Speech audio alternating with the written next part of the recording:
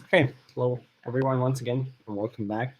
Today we're going to discuss the kinesiology of the spine, and we're going to take a look at how do we move in the spine in different regions. Once again, we discuss the muscles. So, hope once again it's going to be a kind of practical lecture, but obviously it's going to be 100% theoretical one.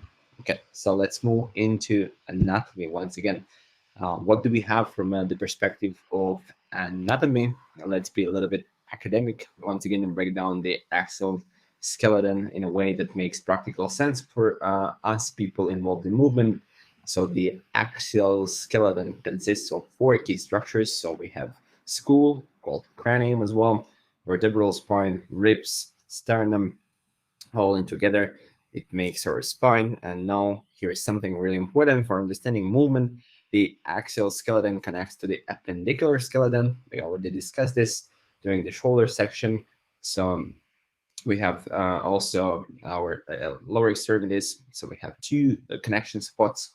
So for this reason, we once again have sternoclavicular joint that connects chest region with clavicular and arm that we form, and sacroiliac joint we're going to discuss later on once again between pelvis and sacrum bones, and it connects our lower limb to the spine. And this connection, both of them actually, are crucial because it helps us understand how force transfers between the core and the limbs during movements. So we are going to talk about it later on once again today.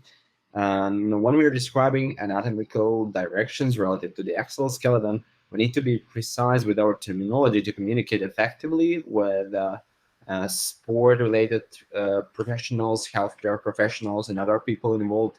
Um, in both of their fields. So that's why you have this table describing main terms that are used. So we have this term posterior, which means actually dorsal, and it's actually about the back of the body. We have this anterior part. So we have also synonym for here. We can use the word ventral. They both mean the same, and they describe the front of the body. We have term medial, which actually don't have any synonyms here, but it actually defines the midline of the body. We have lateral once again, which is about away from the midline of the body. We have once again term superior, which also could be named cranial, and it's about head or the top of the body, as well as inferior or caudal, the tail, and it's actually about the tail or the bottom of the body. So both of these terms might be seen in the literature, and we need to remember all both of these terms while reading this literature, as well as if someone says, for example, dorsal, just keep in mind it's about this posterior or the back of the object we discuss, or the part of the body we discussed during that time. And once again, remember, this is just different regions, scientific or kind of academic knowledge. Understanding these relationships helps us better assess movement patterns and improve our thinking strategies.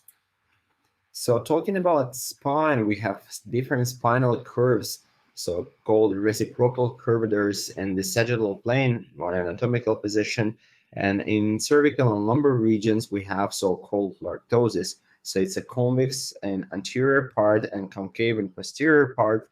And it's a physiological curvature, not any kind of pathological one. So, another is kyphosis, and we have this in thorax and sacral region. So it's a concave and anterior part and convex and a posterior part. So all in together, they make kind of S-shaped spine.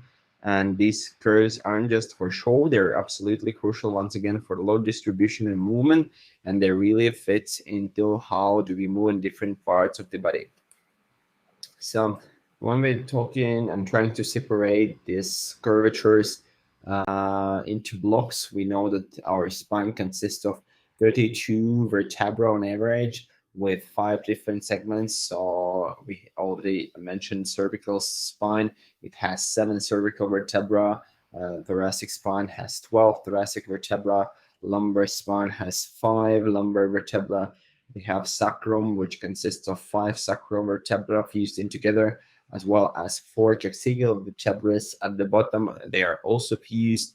And now here's where it's get really interesting. Each vertebra has its own unique morphology. So how they build up that perfectly matches its function and movement potential. We'll talk about exactly right now.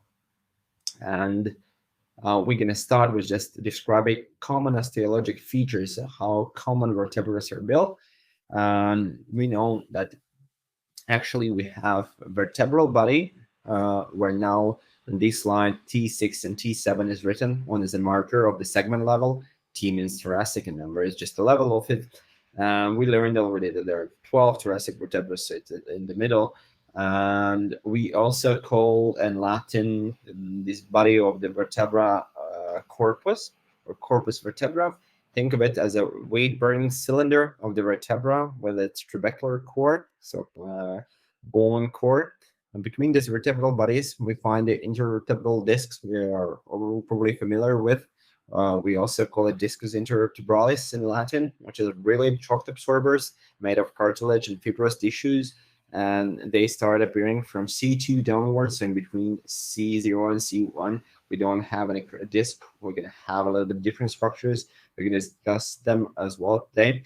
And now the vertebral arch, the arcus vertebra, is fascinating. It's this bony arch that creates a protective canal for your spine cord and serves as an attachment point for muscles and ligaments. The facet joints we have here as well, or zygapophysialis, or facetus joints, are crucial for understanding spinal movement. These are synovial joints formed by cartilaginous surfaces that guide and control segmental motion. So motion in between the each vertebra going to be performed by facet joints, or going to happen in facet joints.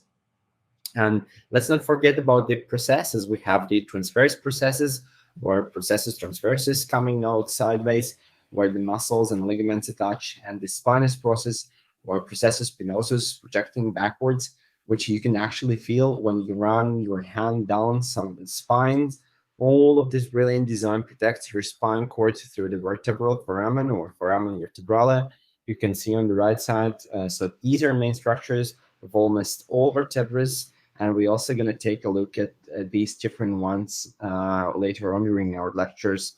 And as soon as we have common osteologic features, we obviously have common ligaments for these vertebrae. So in different levels, they are the same for these common vertebrae. And I hope it's more or less clear that we have this common vertebrae, and then obviously we're gonna have uncommon one, and we're gonna see them for this reason independently. But now let's try. Let's me break this down. And this ligamentous features in a way that really matters for clinical practice. These ligaments that we see here in the slide, they are not just passive structures. They are doing their three key jobs. As I said, they're limiting movement range, they're providing passive stability to the joints of the spine, and they're protecting those all important neural structures that we have in our brain, which makes them really important in case of the spine.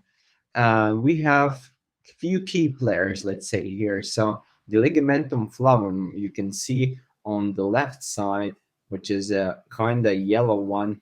It's a brilliant piece of engineering, I should mention, because it's a rich in elastin, and it sits right behind the spinal cord. So think about this. It helps control and caution the end of range flexion movements. One of the small amount of ligaments that are able to stretch because of the elastin here, and others are required more stiff and rigid. So that's why it's probably unique ligament at some point. And then we have also supraspinosus and interspinosus ligaments. So between and about the spinal processes, these work together to control flexion or bending forward. And interestingly, in the neck, we get this specialized Nuha ligament that helps support the head. So it has same function, but just different name. And also, we have the anterior longitudinal ligament that is actually twice as strong as the posterior one, because it's supposed to limit extension of the spine. Keep this in mind when you're analyzing spinal stability. So we have obviously way less extension and deflection. And we also have capsules around each facet joint. So both sides and it's provide multi-directional joint stability and participate in overall fixation of the spine, meaning that these capsules are actually eliminating any facet joint movement in all possible directions they can move. And remember, guys, when these ligaments lose their natural tension, that's when we start seeing spinal instability. But they're quite adaptive and strong naturally. So actually moving them and using them makes them healthy and more strong and stable. So for this reason, obviously, lack of the movement can uh, lead to adverse events. And this is crucial for understanding both injury mechanism and training process